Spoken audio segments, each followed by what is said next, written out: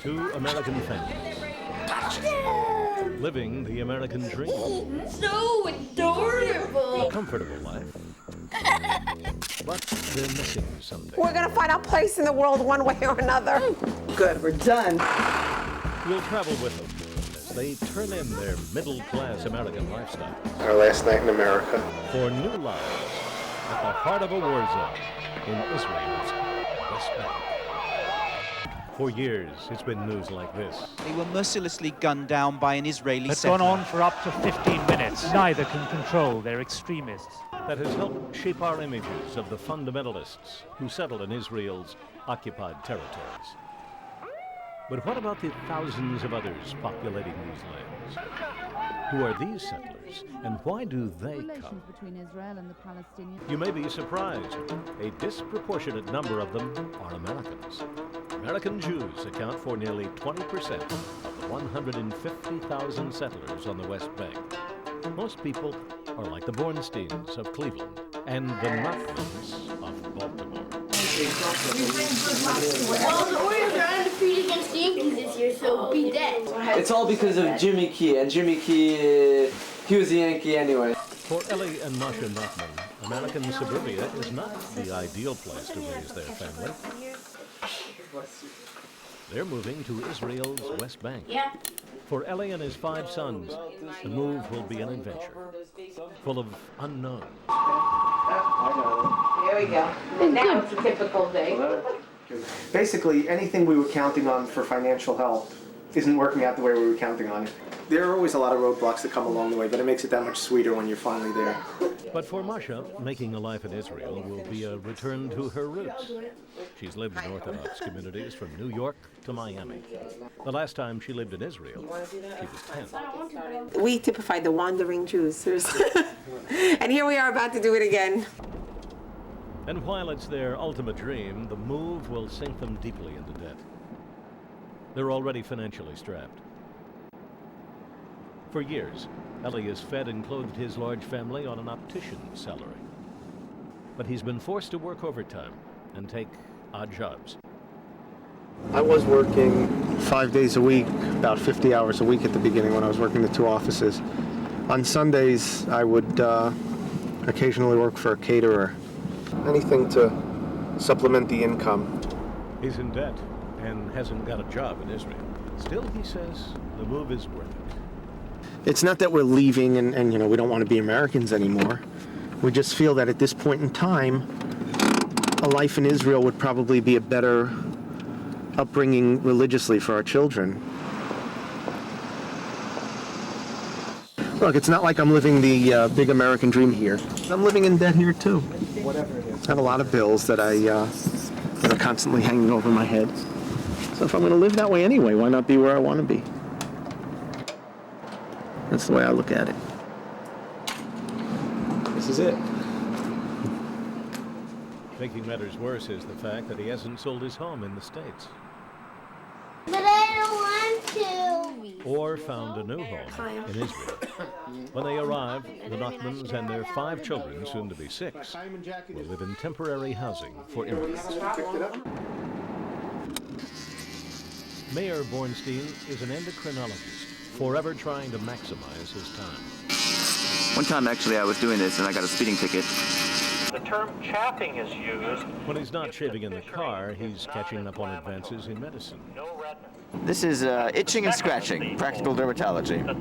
Or eating breakfast. My wife thinks this is quite disgusting. All right.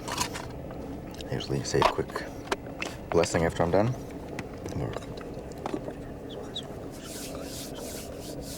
We're ready to go. Mayor, his wife Judy, and their 5 children share the same dream. They too are moving to the West Bank.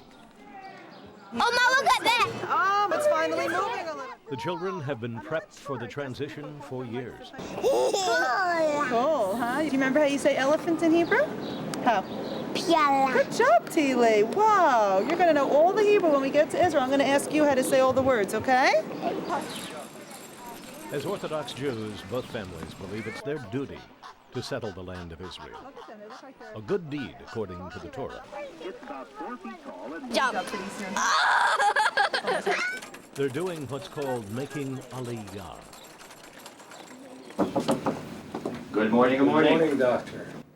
Despite Mayer's doctor's salary and the years of saving and planning, he and Judy had to borrow to make the move. I just usually write down some notes here. It costs roughly $30,000 to pack up a household of goods and ship it off to Israel. I wish you all the best. Thank you very much. The good news is the Bornsteins have already found a home in Israel, and Mayer has a job with a medical group in Tel Aviv. Take care of all those people there. All right. Political situation aside, the Bornsteins and the Nachmans are facing three major issues, prior immigrants say. First, there's the cost of living. Everything in Israel is expensive. The second is a tight job market. Ah, very good, Yoni. And the third is the day-to-day adjustment, especially for the kids, to a new culture in an unstable region.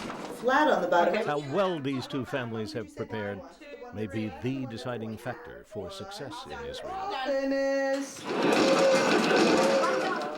Their motives and their finances will affect their early happiness in the West Bank. Now, these families don't characterize themselves as extremists who think Arabs in the occupied territories should be forced out, but they do lead the U.S. with a blend of religious and nationalistic fervor. It's a part of the boundaries that were promised to Abraham by God. And we feel we have a right to be any place there we want and to live peacefully. There are Jews that are in many, many countries all over, but I think Israel is the only place that you truly feel, this is actually ours. We had wanted to be somewhere in the West Bank area. Because it's under so much criticism, because there's so much tension about the area. There is power in numbers. That's one of the reasons that we're going there. Can you imagine the impact if 1 million Jewish families would decide tomorrow, okay, we're moving to Israel? Can you imagine the political impact that that would have? It's going well. The house is clearing out. Kids who identify as being religious and have a national identity can feel more connected with their culture in Israel than they can in this country. Whoa. It feels like we're really moving. We do feel that living in the so-called settlement is an important component of the settlement of the land of Israel. But while the parents of these two families may be realizing their hopes and dreams, emigrating to Israel has scary consequences for the boys. Israeli citizens are required to serve in the military at 18 years of age. For Avi Nachman, almost 16, this is a concern. My whole life I wasn't growing up thinking that someday I would be going to the Army. Just figuring, whatever, I'll go to college and that's all. So now there's a lot to look into about that, seeing what I'm going to do. Eventually I have to do it. My parents keep on saying that once I see that all my friends there are doing it, then I'll feel that I'm going to do it too. Yaakov Bornstein, though only 9, has it all figured out. Well, I don't want to be in the Israeli army, so I'm just gonna wait till I'm 18, and then I'm gonna go to college in America. I hope I'll get married. Have a couple children, I hope, and then when I'm 32 or when I have 5 children, I'll move back, because then you don't have to be in the army for older than 32. I'm not the kind of person who goes,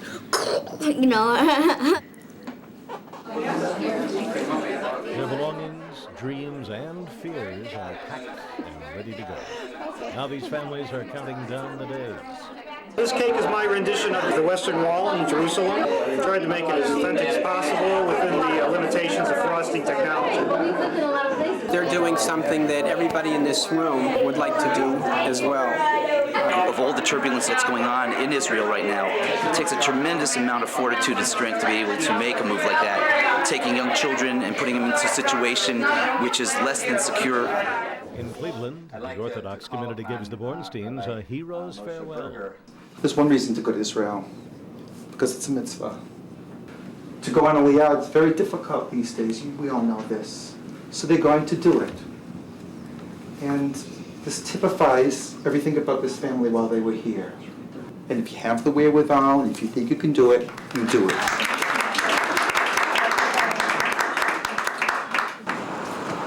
It's really something to see your wife packed away in a couple of boxes. Sad.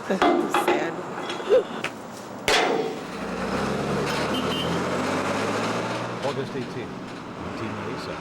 The Nachmans and the Bornsteins, 14 more American Jews making Aliyah. It's not leaving till 5:30. Now we're boarding. Hey, you ready? This is the real thing. Since the State of Israel was created in 1948, millions have made this journey. Now it's their turn to go home. A home many consider a war zone.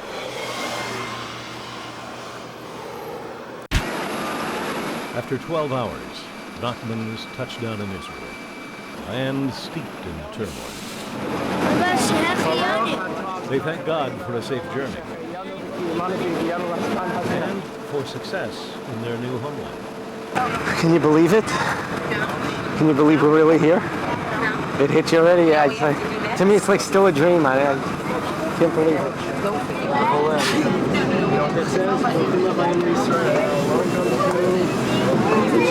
The fact that life in America is truly a thing of the past is beginning to dawn on the whole family. Is it true? Like, are we really here? Or am I just dreaming it now? Get a wet lollipop like me. At first glance, the younger children see Israel as the land of plenty. We get to have kosher Pizza Hut, McDonald's, Kentucky Fried Chicken, Burger King. It's good. We consider it home no matter where we are. If we can be in like China and Israel is home. California, Israel is home. Like no matter what, Israel is home of the Jews. This is the oldest? Any and all Jews seeking residence in the State of Israel are granted instant citizenship. All you need is a letter from your rabbi to prove you're Jewish. Whether you're an Israeli citizen or not, you have the right. It is the Jewish state. It is the Jewish homeland. And you have the right to go there. This is good for 5 years. In 5 years' time, all your rights will have been used up. To encourage returnees, the government here offers generous financial incentives, such as rent and food subsidies. You guys can start to gather up your stuff. Okay. Welcome to Israel. One more leg of the trip, and their journey ends. From Tel Aviv, it's an hour's drive across the so-called Green Line into the occupied territories, to the absorption center at Eilat. Thank you. Close to midnight, a day after leaving Baltimore, the Nachmans are home. This is Avi. This is Yitzi. Where's Mayor? Where's Mayor? This is unbelievable. It's really more than we expected.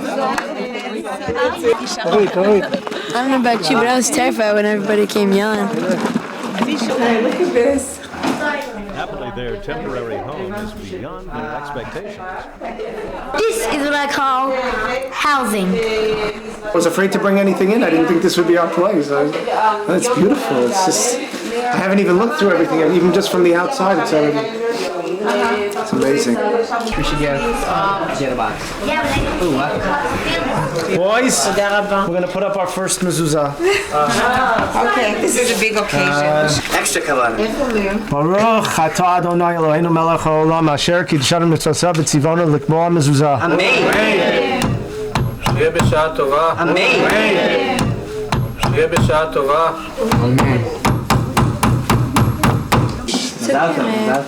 Amen. Safely in their new home, all the emotion of the past months, all the planning and all the worry, can flow at last. Did anyone bring paper towels? The Nachmans can put their fears aside for the time being as they begin to settle into a new life on the other side of the Green Line.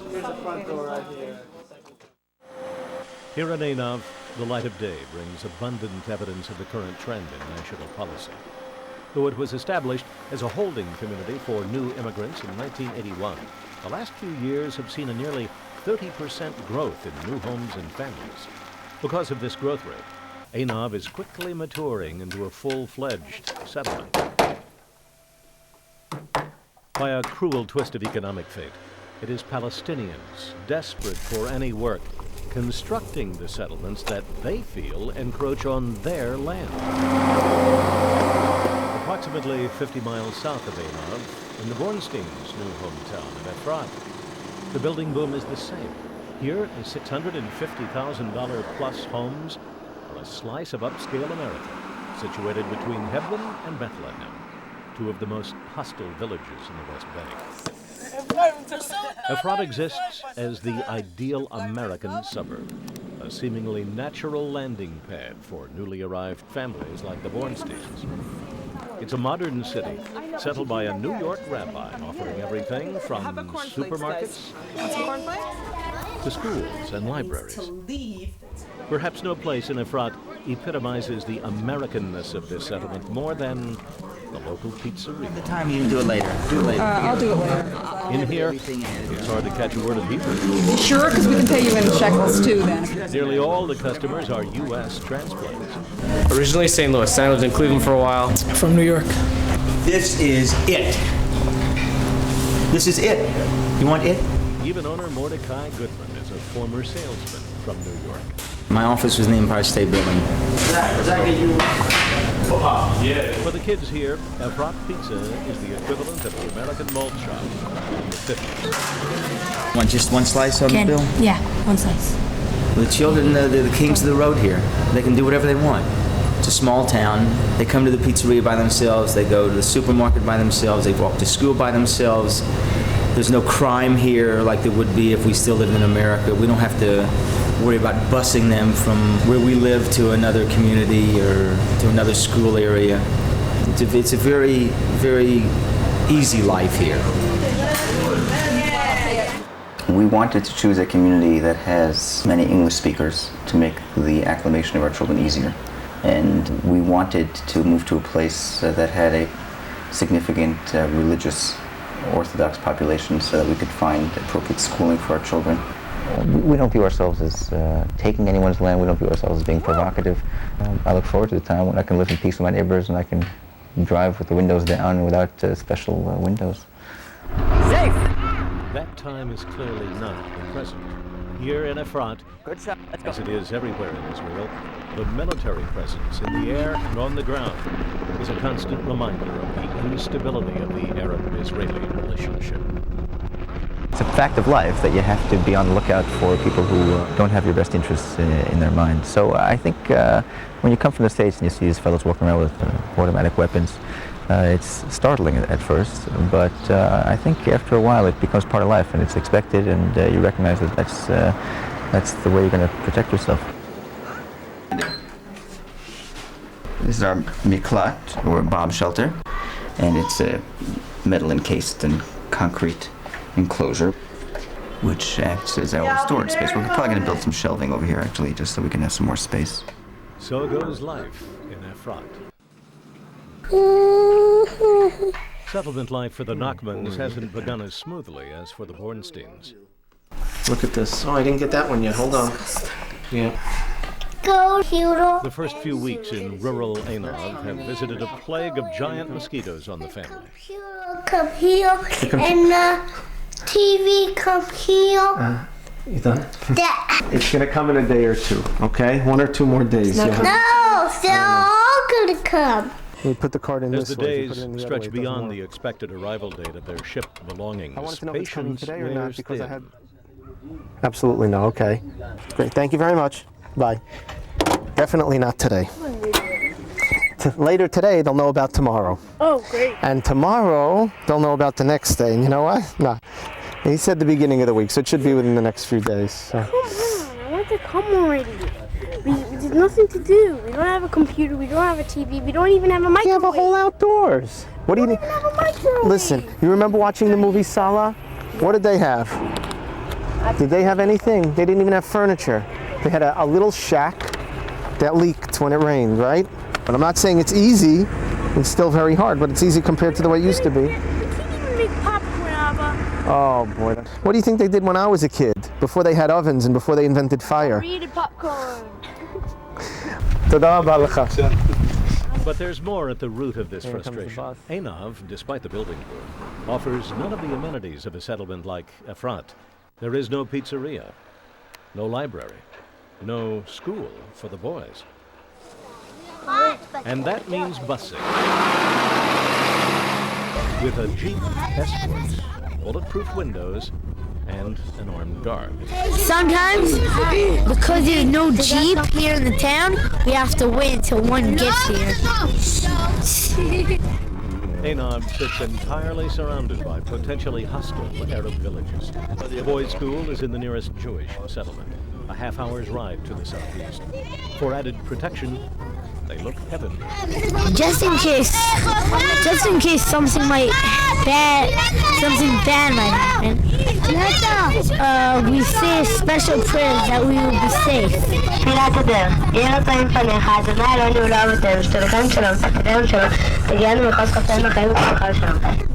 For these children, going to and from school is a twice-daily, life-threatening experience. The long-term effect on a 9-year-old like Yoni is anyone's guess. About now, the perpetual presence of armed guards has him feeling a long way from his Baltimore cul-de-sac. If you're talking about my personal life, well, here, it's kind of better than the States. But I just sometimes don't like it, because I'm seeing so many army soldiers and I'm afraid something's gonna happen. But other than that, it's excellent here in Israel.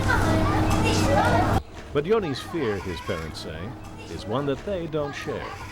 If it's your time to go, then it's your time, and I don't necessarily feel that being here is, putting us in sometimes I think I actually even feel more safe over here. Honestly, this is the truth, with all the security around, with the soldiers by the gate and so on. So, I mean, the fact that my boys go to school with a military Jeep, fine. I didn't think that we would wind up living like that. But if that's the position already, then I'm glad we have an army. I'm glad we have the Chayalim. I'm glad that there are people who are trained to protect us.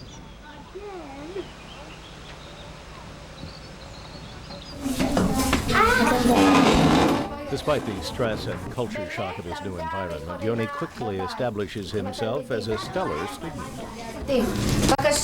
שמרים דיברה לשון הרע והמרגלים ראו את זה. תקרא את זה, אחר כך הוא יקרא גם את הפסוק שהוא אמר. בסדר, תקרא את זה קודם ויוציאו זאת. His social life isn't going quite so well. Somewhere on the inside, something's missing. When I look at these people, I think to myself, are they friends or are they not friends? I don't have many friends at all.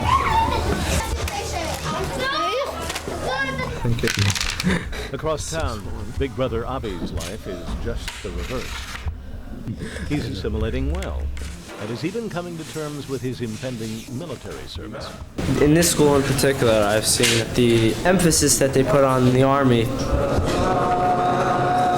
I think if all of these guys were not going to the Army and they were just learning, I don't know if I'd necessarily feel comfortable here.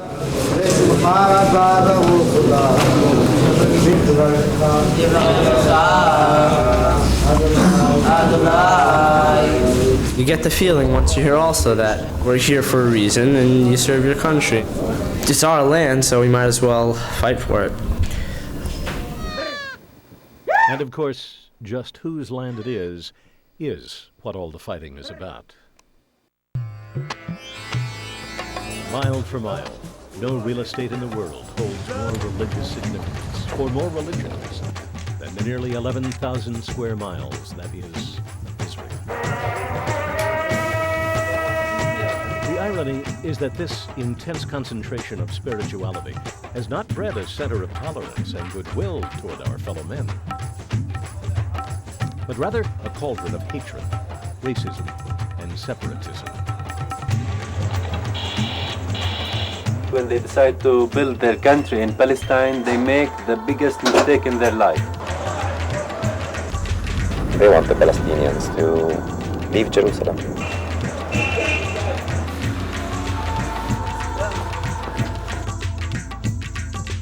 We wouldn't understand why there would have to be a place where Jews would not be allowed to live.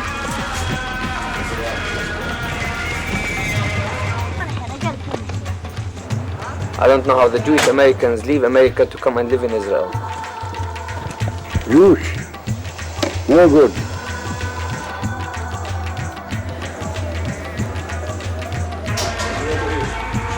What makes it much worse, they come and live in the spot of trouble.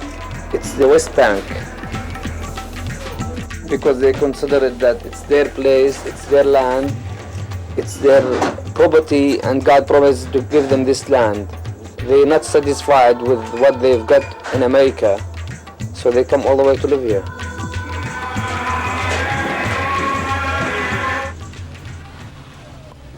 One of the curious facts of this conflict is that the combatants aren't throwing rocks and epithets over a fence. They're living cheek by jowl. كل إنسان بحاجة لمصدر رزق. Efrat is just another place to work, whether you like it or not. This is the Efrat dry cleaners. The workers are Palestinian. The owner, Israeli. Talking with the workers, one thing becomes clear. Though they may earn their living off the settlers, they don't have to like them. Israelis depend a lot and need Palestinians a lot.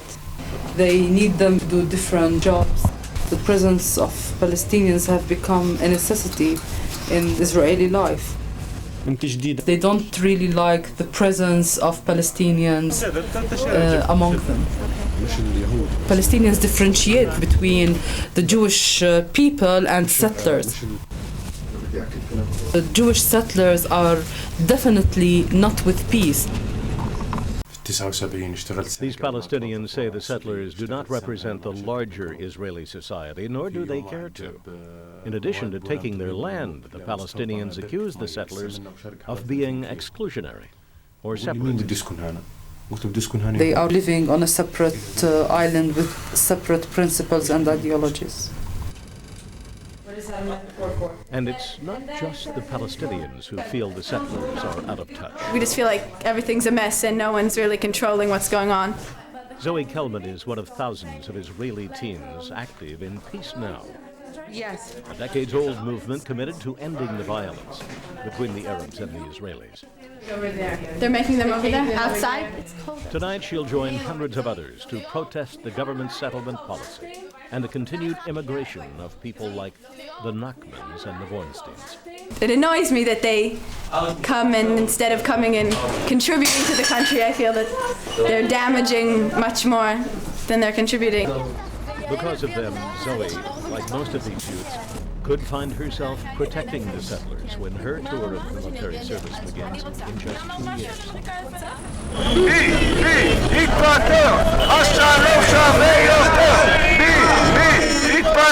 All of these anti-settlement demonstrators are Israelis.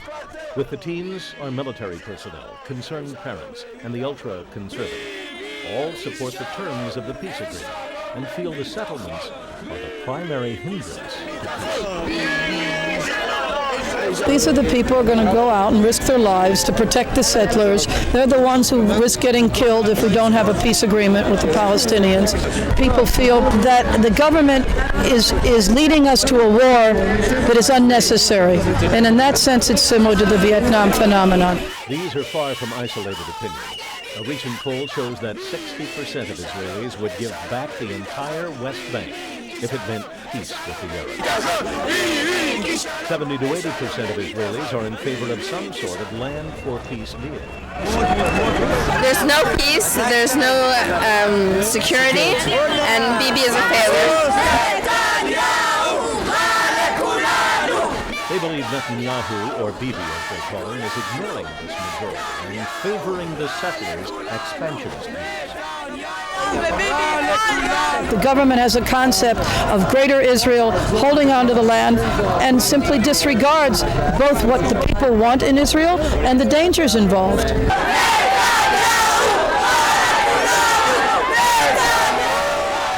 in Israel, where there is a rally, there is a conflict. ourselves. It's just us or no peace. Don't get me wrong. Peace. Don't get me wrong. We are for peace, but we are not for giving back land. Israel is not for sale. Israel is not for sale.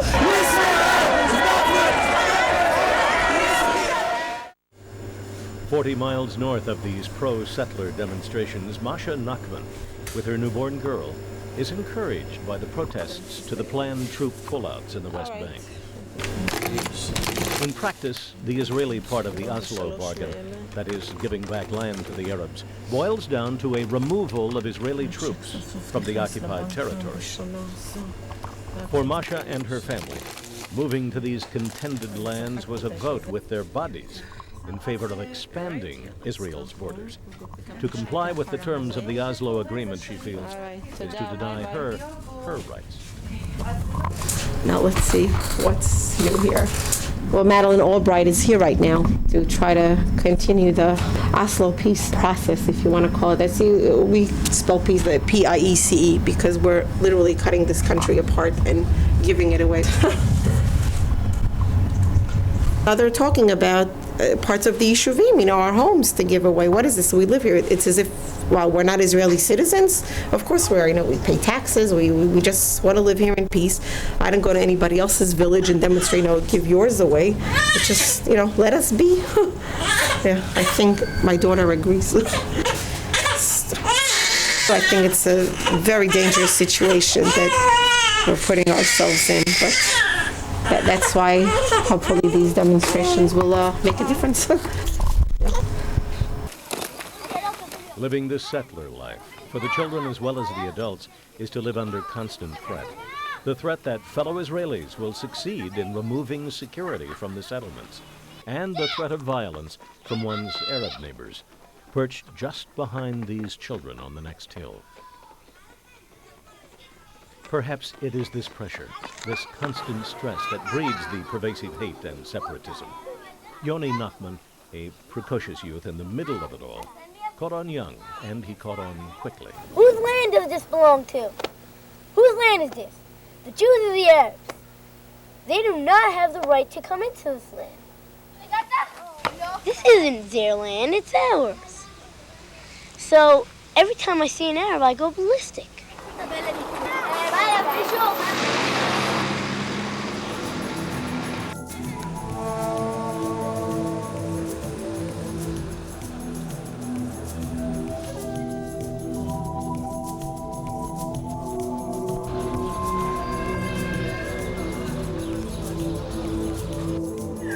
The Bornsteins, free from a lot of the daily pressures plaguing the more remote settlers, can revel in their new environment, connect with their land, their history, and their God. I am trying to understand my emotions about coming here, and it's become a very natural thing.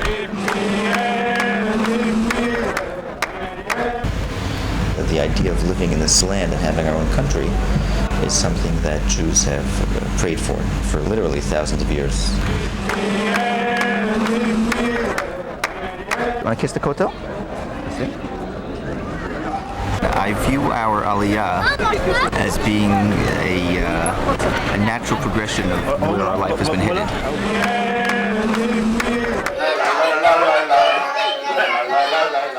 October 1997, 2 months after arrival. Who's visiting you in your sukkah? We're very happy here, and we feel very at home. As time progresses, we're making more and more friends, and we really have no regrets at all.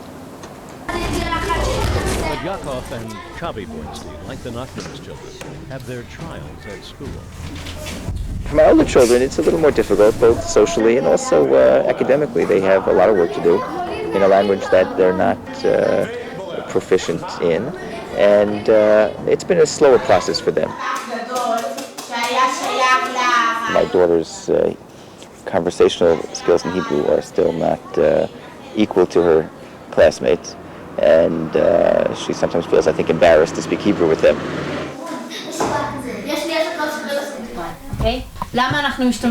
Judy and Mayer have hired tutors in the hope of making things easier for the kids. What's 10 millimeters? I'm going to show you in a minute. No, Yeah, really. You I'll read the next one, okay? You read No, let's see the next one. I'll read the next one. You read this. No, Javi, it's your turn. No, really. You're being so mean. That's a fraction. In the States, school was pretty easy for them. Talk in English, really. Here, they will definitely need several months, if not several years, of tutoring to get them up to speed. How much is a centimeter? Oh, you have it right here. 1 centimeter is 1 meter. I can't do this. After 3 months in Israel, Ellie Nachman is still on the job hunt. And the strain is starting to show. Hi, Dr. Bloom. I'm speaking from Yeshuvei Nav in the Shomron. He's touching base with Yes, old I have. job contacts. Just had a baby girl after 5 boys. So, yeah, we come with a lot of baggage. But I'm doing pretty well with the language. I can. It's time to start looking for work. So, okay. Thank you very much. Bye. This is the part I don't really like. And making those dreaded cold calls. Mommy, or bring me good luck, will you? כן, שלום, שמי אלי נחמן, אני עולה חדש מארצות הברית, אני אופטיקאי. לרעיון, או אפשר לדבר עם מישהו על זה? אוקיי. תודה רבה. Bye. At least they didn't slam the phone down on me like somebody else did last week. You're not going to give me any trouble, are you? Huh? And despite This is his already best not paying efforts to attention. stave them off, thoughts of returning are beginning to creep in. And I came with a lot of faith and a lot of hope. We came to live the dream, and now we're living part of the reality too. And I'm starting to get a little concerned about it. Worst case scenario is I left some open doors in America that I can go back and work there for a little while and then come back. Hopefully I'll find something pretty soon. My mother-in-law's been a big help. My brother's helped a little bit, but it's getting to the point now where I got to stand on my own 2 feet, otherwise I'm going to be in trouble. So they say that you have to give it a couple of years, really. That's assuming that I'm making some income. I mean, if I'm not making income, I'm not going to stay here for 2 years. It's a little ridiculous. But if you're doing it, even if things are tough, after about 2-3 years, they say that everything starts to just fall into place, and you feel like you're a part of the country. And go back in the crib.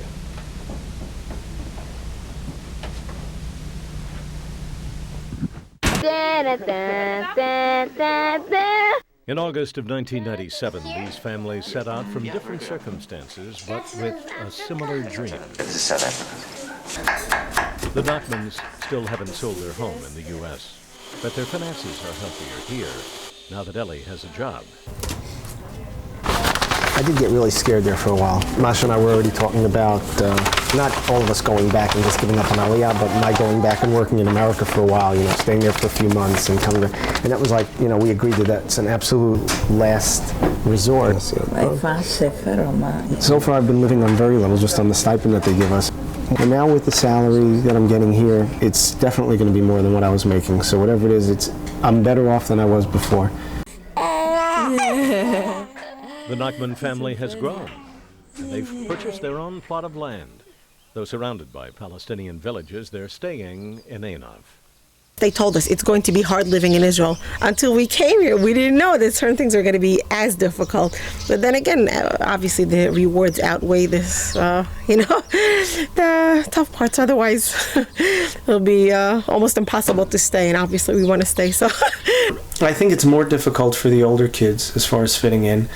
Overall, they have a lot of friends. They made friends in school and here in the Yishuv. And now they're really getting along well. They're doing well in school. I hear them having conversations with their friends in Hebrew, and there's the usual palling around. Isn't it nice? Things have gone pretty much as planned for the Bornsteins, but they're still easing into their surroundings. They say moving is up there with, divorce and death and all those really biggies, and moving to another country, I think, is really cataclysmic. Politically, the 1 year these families have lived in Israel have been intense. Scores have died in Arab-Israeli clashes. And civilly, the heat between and within Israeli camps has waxed and waned. depending on the government's policy toward the peace process and the settlements. Netanyahu arrived to brief his cabinet on his latest talks with the US Secretary of State. The cabinet's conditionally agreed in principle to a withdrawal, but not until the Palestinians start cracking down hard on armed Islamic militants. Presently, Netanyahu feels more pressure than ever from the international community to give back some of the West Bank in return for peace. See that? For the Nachmans and the Bornsteins, the possibility of increased violence or troop withdrawals could carry grave consequences.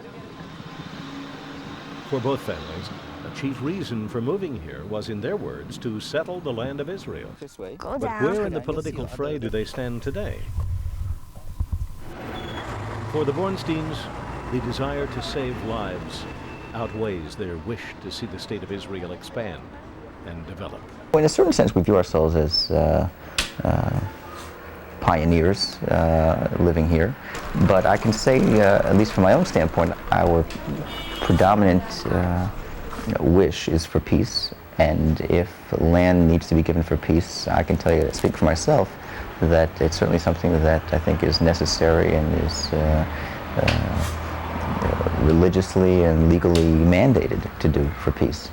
Look, it would make for a much more pleasant and nicer life for all of us, and we'd be able to channel our energies into much more positive things rather than defense and, being concerned and worried. It'd benefit all of us. But the Nachmans see things differently. It's ours, point blank, and there's no talking about giving back. I mean, one of the signs that I saw at the Hafganah, this demonstration, was U.S. want to talk peace, give America back to the Indians. The land was promised to us, and that's going to all be straightened out once the Messiah comes. There's not much we can do. Nothing I can do about it now, that's for sure. The idea of broader borders may appeal to many, but the majority of Israelis are tired of fighting for them. The settler-homesteader mentality, they feel, is decades out of date.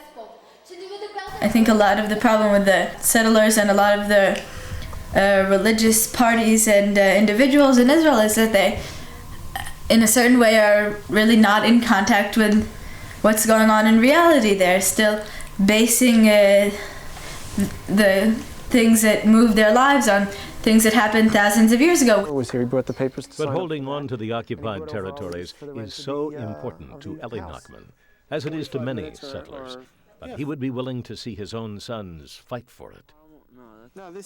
I think it's important to hold on to it, not for any other reason than just it's ours now, and I would want my son to fight to protect any other part of Israel. Why not this? Giving land to the Palestinians, an issue so charged that it divides more than political and religious parties. It can tear families apart, something the Nachmans may soon encounter, because Yoni, unlike his father, has had a change of heart. The Palestinians and the Arabs, now I see how much they help us. I didn't see this in them before, but now I see how much they help us. I think they also deserve to be here. If they don't have a land right now, I say, why don't we just give up some of our land? Not very hard. We've done it a couple of times already. It's happened here in Israel.